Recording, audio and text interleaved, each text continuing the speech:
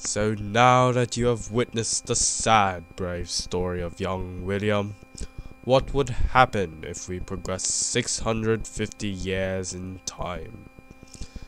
What would happen if our William lived in the year 2011 and had access to modern medicine during a plague outbreak? We go to some health professionals to learn more.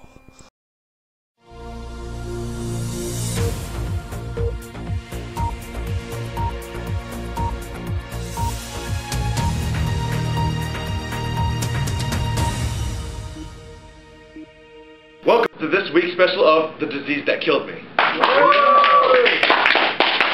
We will explore the disease that killed millions of people and by itself nearly decimated Western society. It is the Black Plague, one of the most devastating pandemics in human history. Here with the informative commentary today is Dr. Ahmed Patel. Hello everybody, I'm glad to be invited to the show.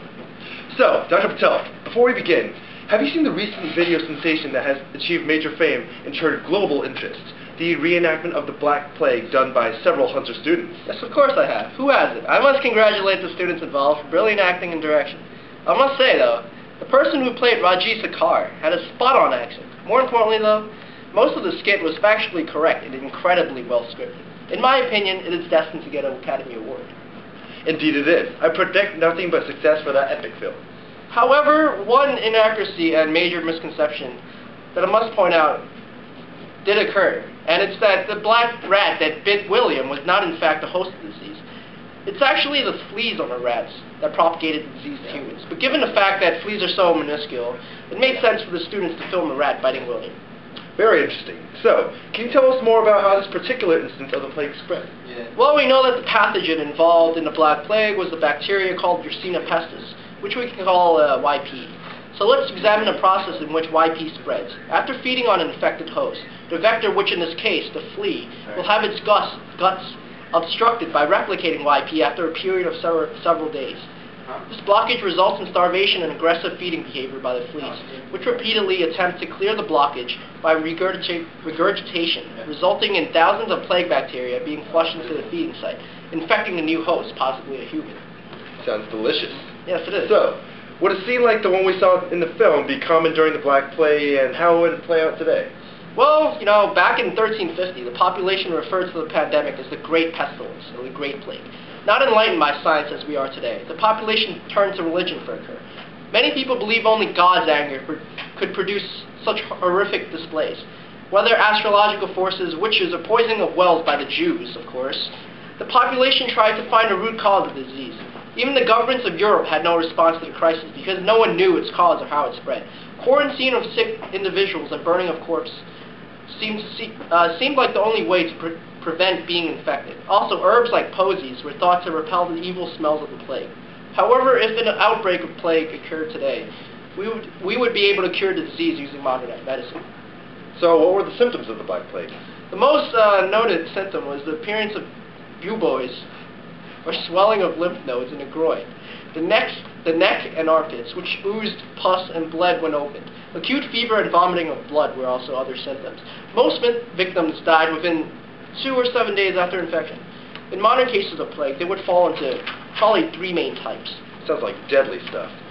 You talked about there being 3 types of plagues. Can you elaborate on that? Yes, I can. Well, there are 3 main forms of plague: bubonic, septicemic, and pneumonic, and they are based on where the infection is. The bubonic plague is where the lymphatic system is infected by bacteria.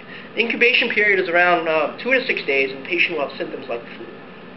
And then there's the septicemic plague, where the blood is infected. This can only occur if the bacteria's endotoxins enter the bloodstream, causing tiny clots all over the body, depleting the body's resources, for clotting and causing the person to bleed to death. This usually develops from bubonic plague, and most people die in a day the symptoms appear. In the case of the pneumonic plague, the lungs are infected. Lungs become inflamed and filled with liquid. Incubation period is from anywhere from 1 to 3 days, but mortality rate near 100% without treatment. So, doctor, how exactly is the plague transmitted? So there are many ways of transmission. There's droplet contact, direct physical contact, airborne transmission, indirect physical contact, fecal-oral transmission, and then there's also vector transmission, which is probably the most well-known, meaning it's carried and transmitted by other organisms such as rats and fleas. So how do you treat the plague? Well, there are many antibiotics that can be used to treat the plague, and the main one used is streptomycin. Streptomycin is a protein synthesis inhibitor, which leads to the death of microbial cells. And then there's other various types of antibiotics, but sometimes antibiotics may not be enough to treat the plague, and patients will require additional circulatory and pulmonary support. What do you think would most likely happen if an outbreak were to happen today? Well, while it may not be a major problem today, plague circulates in animal reservoirs, particularly in rodents. It will be near impossible to eradicate the Yersinia pestis bacteria. The bacteria are capable of infecting rodents, some of which have developed a way of coexisting with the bacteria, without either one harming each other. Otherwise, the bacteria also infects other rodents that don't have the immunity, killing the rodents and spreading to the fleas that feed on the rotting rodent. The fleas can continue to spread the disease until they die off. With good response, the plague should be able to be treated. But this may be a problem in developing countries or undeveloped countries, as they usually don't have the medicine or money to treat the disease. Thank you, Dr. Patel. Now, on to our correspondent, Henry Jenkins. Henry! Thank you. Now, next we go to the esteemed and world-renowned Dr. Schwarzenegger to learn more about the history of the disease. Now, may I first congratulate you on your winning of the Nobel Prize in Medicine? Absolutely. You may. No, thank you. No more kissing. It must be such a humbling offer to win such an award. Well, indeed it was, but given my incredible intelligence, diligent work ethic, and my wonderful look, it was an obvious choice. As soon as the panel took a glance at my work, the outcome was inevitable. Right. Well, Doctor, you certainly made quite a name for yourself in this field. So can you tell us anything more about the disease, in terms of history? Just sort of give us a run-through of the disease. Oh, with pleasure. Medical scientists confirmed that the plague came from China. The disease may have traveled along the Silk Road with Mongol armies and traders. Some people from Mongol armies were infected when laying siege to cities along the way to creating their empire. They would catapult infected corpses into citizens. Some citizens that fled brought the plague with them to other cities. The disease probably reached Constantinople by 1347, like October the 22nd. Yeah. And from there, it spread throughout the Mediterranean and Europe, killing a total of 75 to 100 million people. This pandemic caused many epidemics all over Europe up until the 18th century, with each epidemic with varying results of mortality and virulence. Not knowing the cause of the disease, the plague led to the prosecution of Jews, minorities, foreigners. Right. Thank you, Doctor. So that concludes this week's segment of the Black Plague, and tune in next week to the disease that killed me, when we focus on yellow fever. For all of us here at the studio, good night.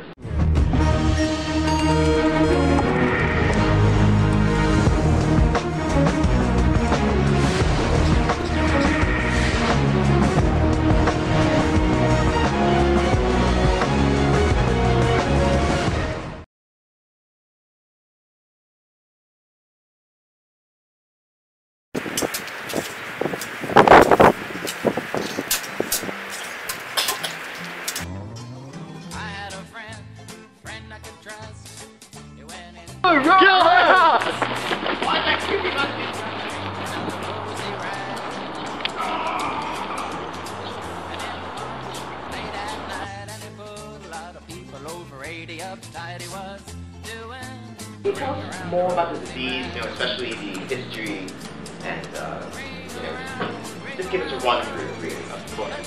Well, medical genetics. Medical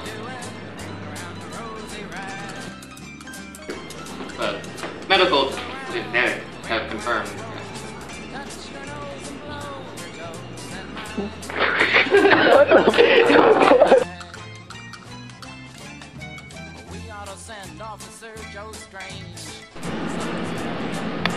Tony, try not to laugh, or you're gonna ruin it.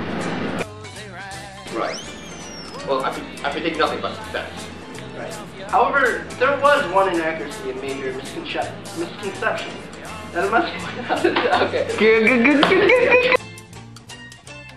The process in which the Y pest spreads. Sorry. Why does it say Y pest? Like, I don't know. Okay, sorry. Alright. From that part, the vector which is faced is laughing? Why are you laughing? Luke, I am your father. It's reading it wrong.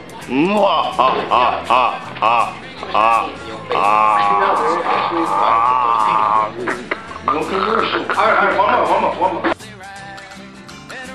Well, a couple of days ago, I dined with Martha, and after that, just didn't really feel at all. You cannot trust Martha. I went to there twice last year. Twice? They're based on where the infection is, right? The bubonic plague.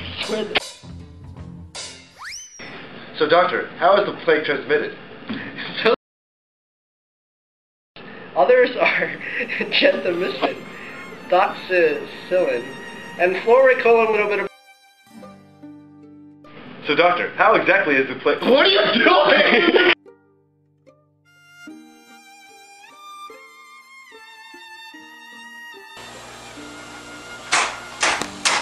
Father, you must help me. Something horrible has happened. Yo, Holmes, what happened? Yo, son, I was walking down the road, right? And then I'd be like, damn, right? Because all these people be talking about the Black Plague. And I'm like, yo, what's the Black Plague? And they'd be like, yo, I think you got the Black Plague. I'm like, what? I got the Black Plague? God damn, right? You got the Black Plague. Wait, hold on, son. Don't be walking away from me. Yo, I know I got the Black Plague. Yo, you gotta help me. You got the Black Plague? Get away from me, son. No, I got the Black Plague, but yo, you gotta help me because I'm a poor man. You got the Black Plague. You gotta get out. No, stop this. No,